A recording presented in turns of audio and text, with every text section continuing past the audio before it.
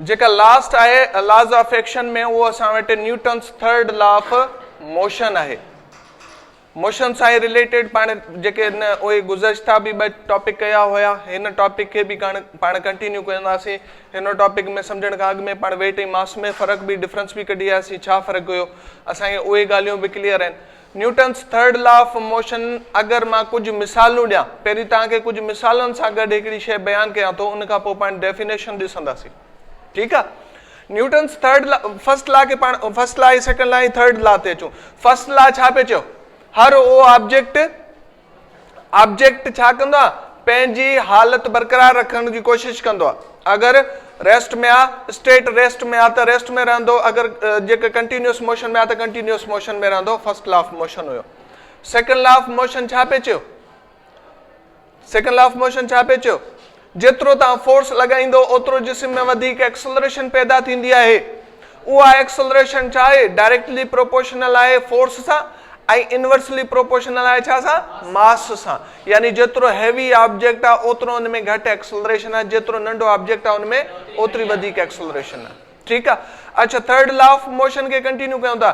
Third law of motion Newton जो चए थो त एवरी एक्शन, हर अमल, there is an equal and opposite reaction, उन जो हिकु जेतिरो पर मुखालिफ छा हूंदो आहे, रिएक्शन हूंदो आहे। हाणे अगरि मां तव्हांखे सिंपल मिसाल ॾियां, तव्हां पंहिंजे ज़हन खे थोरो रोज़मर्रा घुमाईंदो त अक्सर तव्हां ॾिठो हूंदो त पाण अगरि क्रिकेट खेॾूं था, बाल, क्रिकेट हर ॿार खेॾंदो आहे, बाल हर कंहिंजे हथ में हूंदो आहे। अगरि बाल खे मां खणी कंहिं भित में लॻायां थो त उहा साॻी बाल छा हूंदो आहे, वापसि मूं ॾांहुं ईंदो आहे। ओतिरे छा सां ईंदो आहे, ओतिरे फोर्स सां ईंदो आहे। ज़ोर सां हणंदुमि, बाल ज़ोर सां वापसि ईंदो। स्लो हणंदुसि बाल खे, छा थींदो, बाल स्लो वापसि ईंदो। यानी असां छा पिया कयूं, हिकिड़ो अमल कयूं पिया, पर उन जे रद्द अमल में छा पियो थिए, उहा बाल असां ॾांहुं वापसि अचे पियो। लेकिन ॿ शयूं ॾिसो, असां बॉल खे कहिड़े तरफ़ पिया झुकूं, भित जी तरफ़ पिया उछलायूं, ऐं सेम उहा बाल असांखे भित खां टकराइजी करे छा थो थिए, वापसि थो अचे। लेकिन उनजो फोर्स साॻियो आहे, फोर्स साॻियो आहे, लेकिन डायरेक्शन छा आहे असां वटि, अपोजिट डायरेक्शन आहे। छा आहे, अपोजिट डायरेक्शन। यानी every action there is an equal and opposite reaction. असां हलूं था रोज़मर्रा जी ज़िंदगी में, असां ज़मीन ते हलूं था, असां ज़मीन ते हिकिड़ो फोर्स लॻायूं पिया, छा पिया लॻायूं, असांजा जेके पेर आहिनि उहे छा था कनि, ज़मीन खे पोइते पिया धिकनि, छा था कनि, पेर खे पाण छा था कयूं, पोइते पिया धिकियूं। यानी ज़मीन खे असां हिकिड़ो फोर्स लॻाए पोइते पिया धिकियूं, ऐं रिएक्शन में ज़मीन असां ते फोर्स लॻाए असांखे केॾांहुं पियो करे, अॻिते हलण में मदद करे पियो। यानी असांजो अगरि पेर ॾिसो त असां पेरनि ते पोइते फोर्स लॻायूं था, असांखे इक्वल फोर्स में छा थो थिए, अॻिते धिकण में मदद कंदी आहे। वधीक फोर्स लॻायूं था, डोड़ूं था, रन कयूं था, वधीक पेरनि ते फोर्स लॻायूं था त ज़मीन असां ते वधीक फोर्स लॻाए थी, जंहिंजे सूरत में असां में छा पैदा थींदी आहे, तेज़ी पैदा थींदी आहे, ठीकु। हा, हिकिड़ी ॻाल्हि तव्हां सोचियो, हिकिड़ो क्वेश्चन आहे तव्हां खां, त जेके पखी उॾामंदा आहिनि, जेके पखी उॾामनि था, छा इहो Newton's third law of motion खे फॉलो कनि था? क्वेश्चन आहे तव्हांजे लाइ, जेके पखी उॾामनि था उहे छा न्यूटन्स जे थर्ड लॉ खे फॉलो कनि था? बिल्कुलु कनि था, बिल्कुलु कनि था। छो जो तव्हां पखी खे अक्सर उॾामंदे ॾिठो आहे, उनजा छा हूंदा आहिनि, पर, उहे पर छा कंदा आहिनि, हवा खे पोइते धिकंदा आहिनि। हवा खे पोइते धिकंदा आहिनि त हवा रिएक्शन में छा कंदो आहे, उन पखी खे अॻिते धिकींदो आहे, जंहिंजी हालत में पखी छा कंदो आहे, उॾामंदो मुफ़ासिलो तय कंदो आहे। तव्हां अक्सर पाणी में अगरि तरो, पाणी में तव्हां टुॿी हणंदा आहियो, तव्हां हिकिड़े किनारे खां ॿिए किनारे ताईं कीअं पहुचंदा आहियो, स्विम कराए। असां हथनि जी मदद सां छा कंदा आहियूं, पाणी खे पोइते धिकंदा आहियूं, असां एक्शन कयूं पिया पाणी खे पोइते धिकण लाइ, ऐं रिएक्शन में छा थो थिए, असां अॻिते मूव पिया थियूं, पाणी असां ते हिकिड़ो फोर्स लॻाए असांखे अॻिते मूव पियो कराए। हेलीकॉप्टर, जेके जंगी जहाज़ आहिनि, इहे ॾिसो छा खे फॉलो कनि था, इहो न्यूटन्स जे थर्ड लॉ खे फॉलो कनि था। हेलीकॉप्टर जा पर मूव थियनि पिया, इहे छा था कनि, हवा जो हिकु प्रेशर ज़मीन जी तरफ़ ॾियनि पिया, हवा जो ज़ोर पिया ॾियनि, एक्शन थिए पियो, ऐं हवा छा थो करे, उन ते रिएक्शन करे पियो, ऐं उनखे उॾण में मदद करे पियो। अॻिते हलण में मदद करे पियो। ठीक अचे थी ॻाल्हि सम्झ में? जॾहिं बि के बि ॿ ऑब्जेक्ट पाण में इंटरेक्शन में ईंदा आहिनि, उहे छा कंदा आहिनि? उहे हिक ॿिए ते फोर्स एक्सर्ट कंदा आहिनि। छा कंदा आहिनि? फोर्स एक्सर्ट कंदा आहिनि। उहे सेम मैग्नीट्यूड में हूंदा आहिनि पर अपोजिट रिएक्शन हूंदो आहे। ॿेड़ी आहे न, ॿेड़ी पाण अगरि किनारे ते अची बीहूं था ऐं ॿेड़ी खां लहूं था, पाण पेर खे छा था कयूं? पोइते धिकियूं था। पेर खे पोइते धिकियूं था त ॿेड़ी असां ते फोर्स छा थो लॻाए? अॻिते थो लॻाए। असां जंप ॾेई करे किनारे ते पहुचंदा आहियूं। जॾहिं असां जंप ॾेई किनारे ते ॾिसंदा आहियूं त ॿेड़ी पोइते धिकिजी वेंदी आहे। सही आहे? ॾिठो आहे तव्हां केॾी महिल बंदूक आहे, बंदूक पाण वटि, उन जो फायर कंदा आहियूं, पिस्टल जो, बंदूक जो या पिस्टल जो फायर कंदा आहियूं, छा थींदो आहे? गोली कंहिं एक्सेलरेशन सां, तेज़ी सां अॻिते वेंदी आहे, पर बंदूक असांखे पोइते झटको ॾींदी आहे। यानी उन बुलेट छा कयो? असां त एक्शन कयो, बुलेट उन छा कयो? रिएक्शन फोर्स लॻायो। बंदूक जेका झटको ॾींदी उहा पोइते ॾींदी ऐं बुलेट केॾांहुं वेंदो? अॻिते वेंदो। यानी ॿिन्ही जो डायरेक्शन पाण में छा आहे?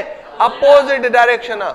लेकिन हिकिड़ी ॻाल्हि थोरो सोचियो, उहा छा? जेतिरी गोली जंहिं एक्सेलरेशन सां वञे थी, जेतिरी फोर्स सां वञे थी, छा बंदूक ओतिरो फोर्स पोइते लॻाए थो? नथो लॻाए। पक सां?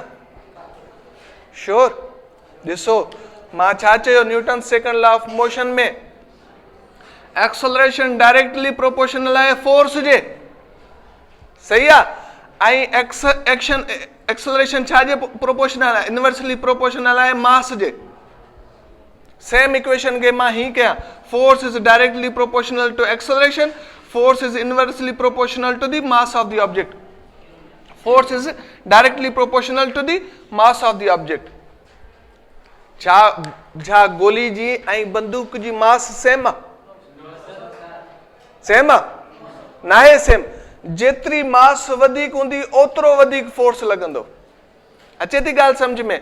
यानी बुलेट जो मास घटि आहे त फोर्स बि घटि लॻाए थी, ऐं जंहिं जे मुक़ाबले में जेका पिस्टल आहे या बंदूक आहे उनजो मास वधीक आहे त उन में छा आहे? फोर्स वधीक लॻाए पियो। ठीकु आहे बाबा? अचे थी ॻाल्हि क्लियर सम्झ में? अचूं था पाण डेफिनेशन ते। सिंपल डेफिनेशन आहे Newton's third law of motion जो। छा थो चए? टू एवरी एक्शन, हर अमल जो there is an equal and opposite reaction, उन जो हिकु जेतिरो पर मुखालिफ रिएक्शन हूंदो आहे। equal in magnitude but opposite in direction, equal in magnitude हूंदा पर opposite in direction हूंदो आहे। डायरेक्शन उन जो तरफ़ अपोजिट हूंदो आहे। तव्हां पोइते पेरनि ते ज़ोर लॻायो, ज़मीन तव्हां ते अॻिते फोर्स लॻाईंदो। सेम मैग्नीट्यूड हूंदो, अपोजिट डायरेक्शन हूंदो। तव्हां वधीक पेरनि ते फोर्स लॻायो, तव्हां ते वधीक ज़मीन फोर्स लॻाईंदो।